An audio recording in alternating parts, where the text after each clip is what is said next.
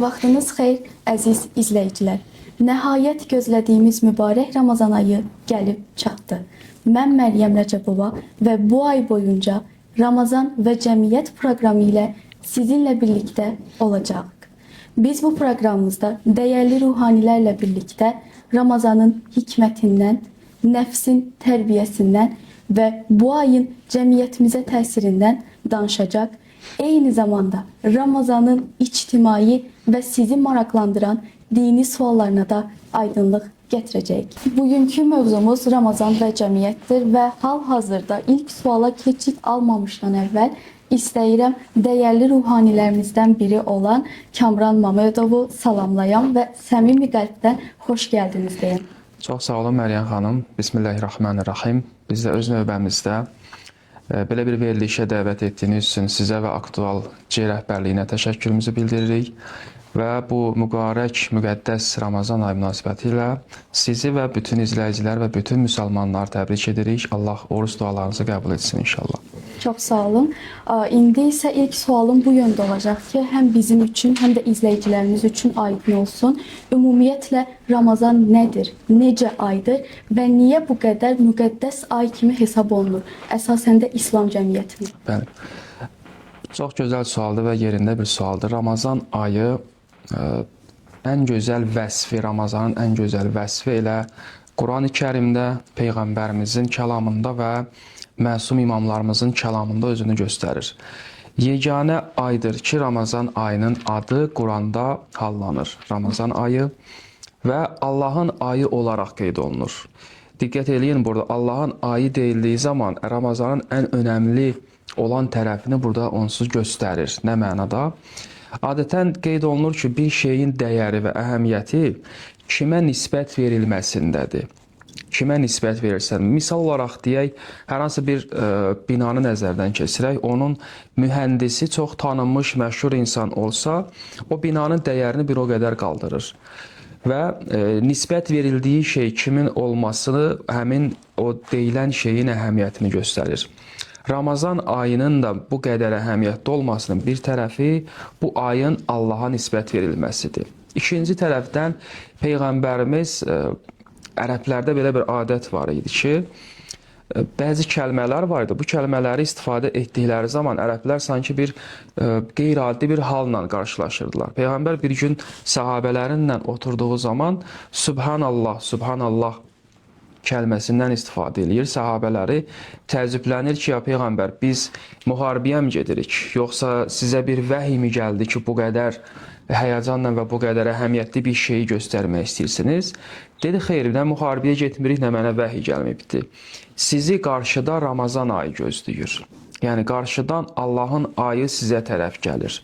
Və bu bir daha bu Ramazanın nə qədər əhəmiyyətli, dəyərli olduğunu göstərir. Hansı ki, həmin Şəbaniyyə xutbəsində Peyğəmbərimiz buyurur, elə bir ay sizə tərəf gəlir ki, günləri başqa günlərdən daha önəmli, gecələri başqa gecələrdən daha fəzilətli və aldığınız nəfəsiniz belə o ayda zikr hesab olunur. Bu qədər dəyərini göstərir. Və sonda bir cümləni də əlavə edeyim İmam Səccəd əleyhissalamdan. Bu qədər gözəlliklərinə rəğmən, Ramazan ayının bu qədər əhəmiyyətinə rəğmən etdiyi gözəl dualardan biri budur. İlahi, bizə Ramazan ayının dəyərini və onu tanımağı bizə qismət elə. Yəni, bu qədər böyük bir aydır müsəlmanlar üçün, o qədər əhəmiyyətlidir ki, Peyğəmbərimiz də yenə buyurur, necə ay olduğunu bilsəydiniz, ilin 12 ayını Ramazan olmağını istəyərdiniz. İmam da buyurur, bizə qismət elə bu ayın dəyərini, qiymətini tanıyaq. Bəli. Çox gözəl məqamlara toxundunuz. Hətta belə bir rəvayət var ki, Ramazan ayı gəldikdə cənnətin qapıları açılar, cəhənnəmin qapıları isə bağlanar və şeytanlar isə bu ayda zəncirlənir. Bu nöqtədə belə bir sualım yaranır ki, bəs əgər bu şeytanlar zəncirlənirsə, niyə bəzi insanlar məhz günaha tərəf gedirlər? Bəli, burada biz şeytan deyildiyi zaman Quran-ı Kərimdə diqqət eləsək, şeytan sözündən istifadə olunduğu zaman şeytan bir növ insanı batil inanca sövq etdirən və günaha tərəf sövq etdirən bir şeyə deyilir. Bu bəzən belə deyək, hansısa bir xarici varlığı olan şəxsə xitab eləyir, hansı ki Adəm əleyhissalamın qarşısında səcdə etmədi, o varlıqdan gedir söhbət. İkincisi isə insanı ümumi olaraq günaha tərəf sövq etdirən hər bir şey şeytan adı altında anılır. Yəni hər bir pis işə insanı sövq etdirən hər nə varsa da hamısı şeytan adı altındadır. Və hədislərdə qeyd olunur ki, şeytanlar zəncirlənir. Bəli, o bir növ şeytan zəncirlənir, bir növ xarici varlığı olan iblisdən gedir. Hansı ki Adəmə də səcdə etmədi və and içdi ki, mən qiyamətə qədər insanları azdıracam. Allah ona şərait vermir insanları azdırmaq üçün. Amma bunun kənarında o belə deyək də cəmiyyətdə bir çox insanı günaha sövq etdirə biləcək başqa vasitələr var ki, onlar artıq öz təsirini burada göstərə bilər. Bəli, bəzən də dini belə əks elətdirirlər ki, fərqli bir şeydir. Yəni yalnız Allahla insan arasındadır. Buna görə də orucun ictimai tərəfləri nələrdir? Bəli. Bu belə deyək ki, dinə qarşı irəli sürülən şübhələrdən biridir ki, Ramazan ayı olsun, istər dinin başqa ayinləri olsun, hamısını bir növ fərdi bir şey kimi təqdim etmək istəyirlər. Nə mənada? Sizin də qeyd etdiyiniz kimi, bir növ Allahla insan arasında fərdi bir məsələ kimi baxırlar. Bunu yəni bəzən deyirlər evinizdən çölə çıxartmayın. Bu səndən Allah arasında olan bir məsələdir. Amma biz diqqət eləyəndə bu çünki ictimai bir sual olduğu üçün bəzi sosioloqların bu haqqdakı fikirləri çox maraqlı gələr. O cümlədən Emil Durkheim adında və Max Weber sosiologiya elminin bünövrəsini qoymuş şəxslərdirlər. Bunların maraqlı fikirləri var. Özləri dindar olmasalar belə din haqqında maraqlı fikirləri var. Qeyd eləyirlər ki, misal olaraq Emil Durkheim qeyd eləyir ki, bir toplumun, sağlam bir toplumun inkişaf etməsi üçün əxlaqi dəyərlərə, bizim dini dəyərlərə böyük ehtiyacımız var. Necə ki, bədənimizin yeməyə və içməyə ehtiyacı var. Yəni, bunun rolunu açıq şəkildə qeyd eləyir və sonra qeyd eləyir ki, biz dini ayinləri, onun kənarında dini göstərişləri heç bir zaman deyə bilmərik ki, bunlar fərdi bir şeylərdir. Bunlar cəmiyyətin idarə olunmasında, cəmiyyətdə çox böyük təsiri olur. Max Weberin özü protestan əxlaqı və belə deyək, Kapitalizm ruhu adında bir kitab yazır. Orada da qeyd eləyir ki, araşdırmamın əsas səbəblərindən biri, mən ki, sosiologiya elmində böyük insan olur, araşdırmasının əsas hədəflərindən birini bunda göstərir ki, istəyirəm cəmiyyətə göstərəm ki, dini ayinlər və dini göstərişlər bir cəmiyyət üçün nə qədər önəmli ola bilər və cəmiyyəti nə qədər hərəkətə gətirə bilər dini inanclar. Orucda qeyd etdiyiniz kimi o önəmli məqamlardandır ki, cəmiyyətimiz üçün çox böyük faydası var. Mən bir hədis qeyd edeyim və orada orucun nə qədər ictimai tərəfinin olduğunu biz görə bilərik. Deməli, Peyğəmbərimiz səhabələrinə bir gün Ramazan ayının əhəmiyyətindən danışır və Ramazan ayının necə əhəmiyyətli olduğundan danışır. Orada qeyd eləyir ki, Ramazan ayında insanların günahları bağışlanır. Ramazan ayında bax, qeyd etdiyiniz kimi şeytan bağlanar. İnsanlara Allah buyurar ki, cənnətinə əmr eləyər ki, insanlarım üçün, bəndələrim üçün özünü hazırla. Və çox gözəl əhəmiyyətlər sayır. Mələklərə əmr olunar, oruç tutanlar üçün dua edin. Bunları sayandan sonra oruç tutanların bəzi şərtlərinə diqqət çəkir. Deyir, əlbəttə, bu şərtlər oruç tutanlarda olsa, bu əhəmiyyətli tərəflər bu oruç tutanlara aiddir. O şərtlər hansılardır? Buyurur, birincisi budur, insan dinini qoruya, öz nəfsini qoruyub saxlasın. Əgər oruç tutan insan bunlara diqqət eləsə, qohum əqrəbası ilə get-gəl edər. Qonşusuna əziyyət etməz, insanların haqqına diqqət eləyər. Dilini qoruyar, insanlara ziyan yetirməz. Sadəcə Peyğəmbərin bu hədisinə diqqət eləyəndə Peyğəmbərimiz 6 dənə oruç tutanın xüsusiyyətlərindən sayır. 2 dənəsi fərdi olur. İnsan dilini qoruyub saxlasın və dinini qorusun. 4 dənəsi isə cəmiyyətlə bağlıdır. Yəni, qohum əqrəba ilə get-gəl eləyər, onun kənarında insanların haqqına diqqət eləyər. Bu hədisə baxanda və buna bənzər bir çox biz belə deyək peyğəmbərdən gələn hədislərə baxanda orucun əslində cəmiyyət üçün çox faydalı bir şey olduğunu biz açıq şəkildə görə bilərik. Yəni orucda niyyət də önəmlidir, elə deyilmi? Misal üçün burada məncə izləyicilərimiz üçün də maraqlı bir sual yaranar ki, orucu elə insanlar var, arıqlamaq məqsədi ilə tuturlar. Bu zaman bu insanların digər insanlardan niyyəti fərqli olduğuna görə oruçları keçirmi yoxsa yox? Bəli, bu belə deyək ki, bütün dini ibadətlərdə keçərli olan bir məsələdir. Doğru qeyd etdiniz. Bəzən oruca belə bir yanaşmalar var. Buna ustadlardan, alimlərdən birinin bir gözəl bir sözü var idi. Deyir, onsuz da oruç tutduğun zaman, onsuz da o diyetik tərəfdən olan faydalarını qazanmış olursan onsuz da. Nə gözəl olar ki, bunu insan bu ibadəti etdiyi zaman niyyətini qeyd etdiyiniz kimi Allaha xatir etsin. Və sən bunu Allaha xatir et, onsuz da onun içində o ac qalmaq olduğu üçün o diyetik faydalarından faydalanmış olursan. Ona görə də insan bu məqamda orucunu və başqa ibadətlərində olduğu kimi Allaha, əsasən Allaha nəzərə alaraq, arıqlamaq başqa səbəblərə görə yox, Allah olsun, o birisilər özləri özlüyündən gələcəklər inşallah. Bəs niyyətimizi hər gün etməliyik, yoxsa bir dəfə kifayətdirmi? Bununla bağlı deməli, biz oruç tutanda niyyətimizi nə zaman etməliyik? Bunu Ramazan ayının ilk gecəsində də qeyd olunur ki, insan niyyət eləyə bilər, mən oruç tuturam. Və ikinci tərəfdən də hər gündə insan gecədə niyyət eləyə bilər ki, sabah qalxıb oruç tuturam. Niyyət eləməkdə dedikdə isə məqsəd bu deyil ki, insan bunu dilinə gətirə söz olaraq deyəsən. Elə o ki, insan gecə yatırsan, səhər o imsak üçün qalxır insan və gecə yatanda fikrində olur ki, sabah oruç tutmaq istəyir. Elə bunun özü bir niyyət hesab olunur. Belə çox mövzumuzdan qırağa çıxmaq istəmirəm. Ramazan və cəmiyyət haqqında vermək istəyirəm. Yəni Ramazan ayı bu mədəniyyətimizi necə formalaşdırır? İnsanlar arasındakı münasibəti.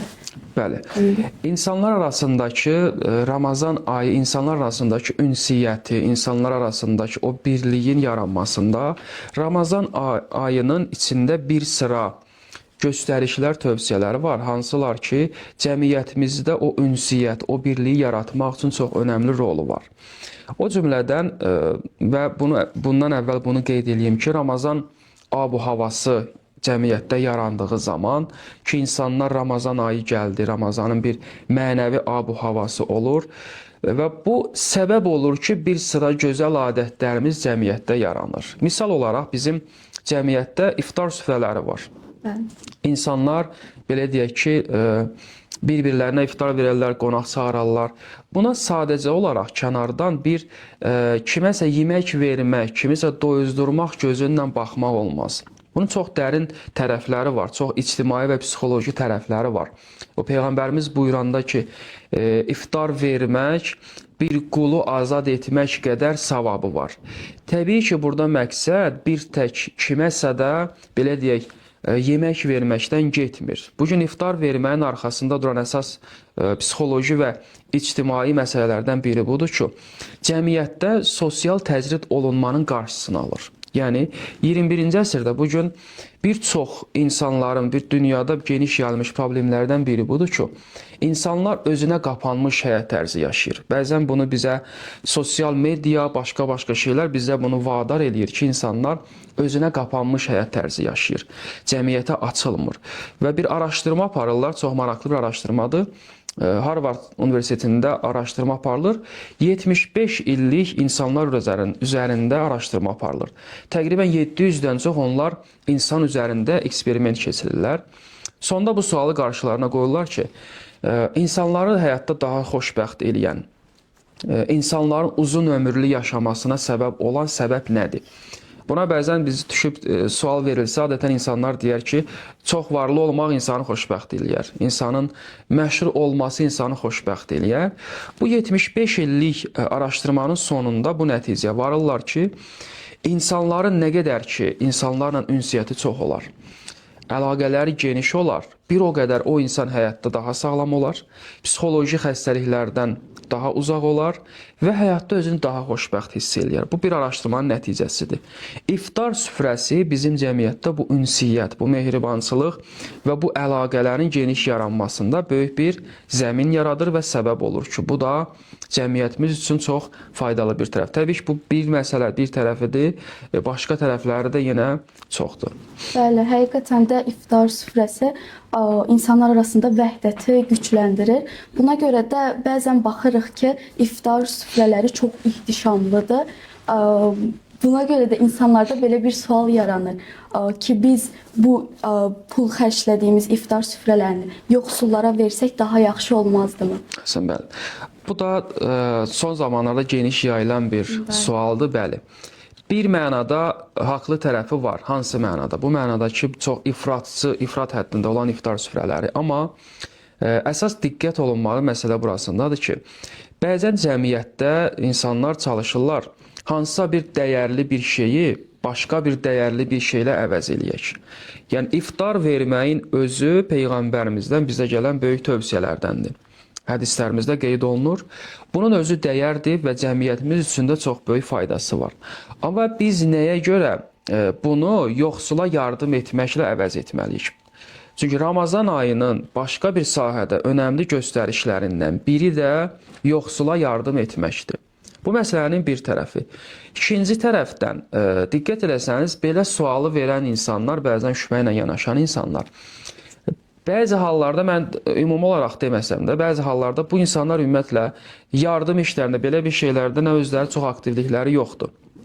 Başqa tərəfdən belə bir tənqid eləyirlər və bu tənqidi başqa sahənin insanlarına qarşı da etmirlər. Yəni, başqa yerlərdə əgər ifratçıl həddində pul xərclənsə, heç bir zaman o tərəfə yönləndirib demirlər ki, bu sahəyə xərclədiyinizi gəlin verin, yoxsul insanlara yardım eləyək. Nədənsə bu adətən Ramazan ayında bu məsələ aktuallaşır. Bəli, qeyd etdiyimiz kimi, yoxsula yardım etmək önəmlidir, amma öz yerində. Bu tərəfdən də iftar verməyin yeri də önəmlidir və öz yerində. Heç bir zaman bunların nə qarşı-qarşıya, nə də birini o birisi ilə əvəz etmək lazım deyil. Bəli, düz deyirsiniz. Yəni, insanlarda belə deyək ki, əsasən də bu müasir dövrümüzdə İslam fobiyası mı yaranır bəzi insanlarda? Bəli. Bu müəyyən həddə ola bilsin səbəb olur, zəmin yaradır ki, insanlarda bir müəyyən bir nifrət mi yarada bilər və yaxud da bir xoşa gəlməz bir şey mi yarada bilər. Bu da artıq bir növ insanların, belə deyim, bəzi hallarda insanların özünə qayıdır. Çünki bizim, qoy bunu bu arada qeyd edeyim ki, insanlar adətən İslamla tanış olmaq məqamında, İslamı tanımayan insanlar bir çox hallarda müsəlmanların davranışına və rəftarına baxaraq biz İslamı tanımaq istəyirik. Ki, bu öz-özlüyündə doğru bir şey deyil. İslamı doğru şəkildə tanımaq istəsək, təbii ki, biz Quranımıza, hədislərə, Peyğəmbərimizin rəftarına, Peyğəmbərin sünnəsinə baxmalıyıq. Yox, əgər biz müsəlmanların rəftarı üzərindən İslam haqqında fikir bildirməli olsaq, çünki qeyd etdiyiniz İslamofobiya, bəli, çünki bu gün Avropada və yaxud Qərb ölkəsində terrorizm adı çıxır deyə və nəticədə insanlarda İslamofobiya yaranır. Hansı ki, bu müsəlmanlara aid olan bir məsələdir. Və əgər bir yerdə ifratçıl həddində bir iftar verilirsə də, bu İslam bu cür deməyib ki, bunu eləyən şəxslərin özü olur. Bunu da İslama əlaqələndirmək doğru bir şey deyil. Yəni. Bəs bu müasir dövrdə, yəni sosial şəbəkələrdə, nə bilim, sürətli həyat ritmində yenə də Ramazanın ruhunu qorumaq mümkündürmü? Bəli. Maraqlı sualdır və çünki bu sosial şəbəkələrin bu qədər yayılmasına rəğmən bir məsələ, bunun haqqında bir çox hallarda fərqli yerlərdə söhbətimiz, müzakirəmiz olubdur. Nə qədər dünya müasirləşsə də, nə qədər belə deyək ki, sosial şəbəkələr həyatımıza çox daxil olsalar da, heç bir zaman bu Ramazanın ab-havasını, Ramazanın o mənəvi ab-havasını insanlardan nə ala bilməz, nə də onu insanlardan unutdura bilməz. Əslində, bəzi hallarda o daha da genişlənməsinə bəzən səbəb olur. Çünki sosial şəbəkələrdə Ramazanla bağlı açanda duaya rast gəlirik, söhbətə rast gəlirik, hansısa bir ayinlərinə rast gəlirik və bu bizdə o ab-havanı daha da gözəl yaşadır. Əlbəttə, mənfi tərəfləri də olur, amma bu tərəfdən bu elə bir əsaslı və köklü bir şeydir ki, bunu nəyinsə gəlib bunu bir insanlardan alması çətin məsələdir. Yəni dediyinizdən belə çıxır ki, bugünkü bu İslam, yəni Ramazan ayında bu yardımlaşmaq, nə bilim, fəqirlərin halından başa düşməyimiz bizim aramızdakı vəhdəti yenə də gücləndirir. Bəli. Bu adəti əgər biz qeyd eləsək ki, bu Ramazanın önəmli adətlərindən biri də məhz yoxsullara yardım etmək mədəniyyətidir.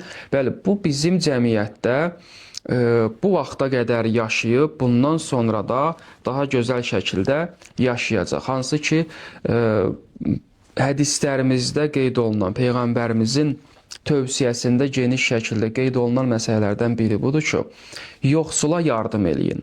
Bu çox önəmli məsələdir və biraz öncəki mövzu ilə də əlaqələndirsək və biraz əvvəl də qeyd etdik, iftar süfrəsindən yoxsula yardım etməyin yerini dəyişmək olmaz.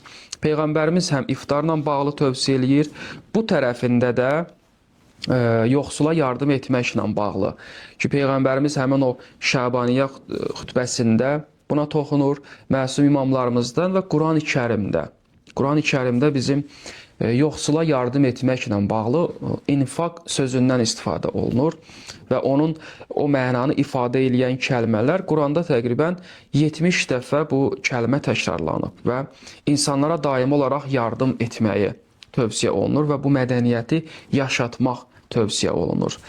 Bu bir tərəfi ki, məsələnin çox əhəmiyyətini göstərir. Məsum imamlarımız, biz İmam Hüseynin həyatında, İmam Həsənin həyatında da bunun çox şahidi oluruq. Yəni, yoxsul müraciət etdiyi zaman çox maraqlı bir məqamdır ki, heç vaxt yoxsulu əllərində imkan olduğu təqdirdə heç vaxt yoxsul insanları boş qaytarmazdılar. Və qeyd eləyərdilər ki, yoxsula da yardım etdiyiniz zaman o həddində çalışın, yardım eləyəsiniz ki, yoxsul insanı yoxsulluqdan çıxardasınız. Bu çox önəmli bir məqamdır. Bəzi hallarda bunu başqa yerlərdə də qeyd etmişik. Bəzi hallarda bizim yardım fondlarımız var. Çox gözəl fəaliyyət göstərirlər. Bunlar adətən yardımlarını belə deyək ki, əsasən yoxsul insanlara ayda bir dəfə, 2 dəfə yardım edirlər ki, onlar o yeyəcək, o içəcək, ilkin ehtiyaclarını təmin etsinlər. Məsumların həyatında bəzən görürük ki, yoxsulu yoxsulluqdan çıxartmağın özü böyük bir iş kimi göstərilir. İmam Hüseyn əleyhissalam həyatında qeyd olunur, 1-2 dəfə əlində olanın hamısını yoxsula bağışlayır ki, get bununla həm borcunu ödə, həm ehtiyacını qarşıla, həm də özü üçün bir şey elə ki, bu durumdan çıxa biləsən, bu ehtiyaclı vəziyyətdən çıxa biləsən. Bu imamların həyatında biz bunun şahidi oluruq. Bu yöndə bizə baxış açısı verirlər ki, belə yanaşın məsələyə. Və bir də məqamı da qeyd edeyim, yardım etməklə bağlı Quranın tövsiyələrindəndir ki, buyurur, yardım edin və möminlərin xüsusiyyətlərindən sayanda qeyd eləyir və yunfiquna mimma razaqnahum. Bizim onlara əta etdiklərimizdən Allah yolunda bağışlayarlar. Bu çox önəmli bir məqamdır. Allah buyurur, yəni bizim sizə verdiklərimizdən Allah yolunda bağışlayın. Demir ki, öz qazandığınızdan bağışlayın. Yəni insanın psixoloji olaraq qeyd eləyirlər ki, bir adam əlində olan pulunu, varını, dövlətini özününki bilsə, ondan xərcləməsi biraz çətin olar. Amma bunu Allahdan ona verilmiş bir nemət kimi görsək, bu mənim əlimdə bir əmanətdir. Başqasının malını xərcləmək nisbətən daha asandır. Allah da bu yöndən yanaşır ki, əlinizdə olanı bizim sizə əta etdiyimiz kimi düşünün. Və tam olaraq özünüzünki bilməyin ki, sizə çətin gəlsin ondan xərcləmək. Burada belə bir sualım yarandı. Elə insanlar var, yoxsula daha çox yardım edir. Eləsi də var ki, sədəqə verərkən daha az elə bil ki, yardım edir. Bu zaman bu iki insan arasındakı, belə deyək ki, savab eynidirmi, yoxsa fərqlidir? Bəli, hər insanın təbii ki, yoxsula, ehtiyaclıya yardım etməsi, hər insanın öz gücünə qədər Allah ondan gözləntisi var. Yəni, Allah Quranında buyurur ki, Allah insanlara götürə biləcəyi yükdən artığını yükləməz. Yəni hər insan hansı potensialdadırsa, nə qədər edə bilərsə də Allah ondan o qədərini gözləyir.